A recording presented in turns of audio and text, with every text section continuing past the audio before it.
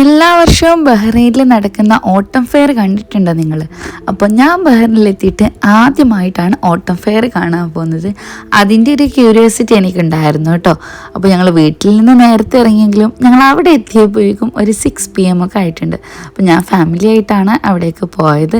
അപ്പോൾ നമ്മളുടെ കാർ അവിടെ പാർക്ക് ചെയ്തിട്ട് അവരുടെ ഒരു ബസ് സർവീസസ് ഉണ്ട്, അതിൽ വേണം നമുക്ക് പോകാൻ വേണ്ടിയിട്ട്.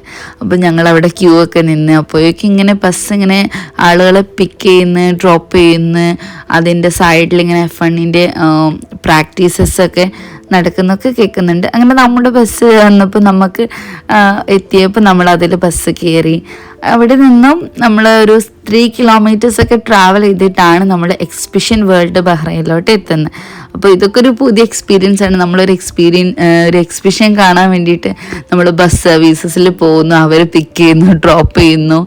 അപ്പോൾ ഞാൻ ഇന്ന് ഇവിടേക്ക് പോയപ്പോൾ ഇത്രക്കും ക്രൗഡഡ് ആകും എന്നൊന്നും ഞാൻ വിചാരിച്ചില്ല. കാരണം ഓൾറെഡി എല്ലാവരും രജിസ്റ്റർ ചെയ്തിട്ടൊക്കെയാണ് ഇവിടെ വരുന്നത്. അപ്പോൾ ഞങ്ങൾ ഓൾറെഡി രജിസ്റ്റേർഡ് ആയിരുന്നു.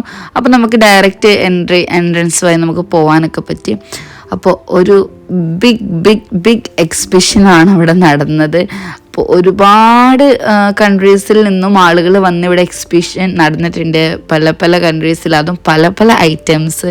നമ്മൾ ഏത് സ്റ്റാളിൽ പോയാലും നമ്മൾ കഴിഞ്ഞു, ആ സ്റ്റാൾ മുഴുവൻ നമ്മൾ കണ്ടോ എന്ന് പോലും നമുക്ക് കൺഫ്യൂസ്ഡ് ആവും.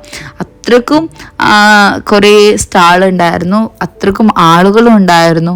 നമുക്ക് വേണമെന്നുണ്ടെങ്കിൽ ചിലതൊക്കെ നമുക്ക് ട്രൈ ചെയ്യാം, പിന്നെ നമുക്ക് ഒരുപാട് പർച്ചേസ് ചെയ്യാൻ പറ്റും. അപ്പോൾ ഉമ്മ വന്നോണ്ട് ഞാൻ കുറച്ച് ഐറ്റംസൊക്കെ ഞാൻ പർച്ചേസ് ചെയ്തു.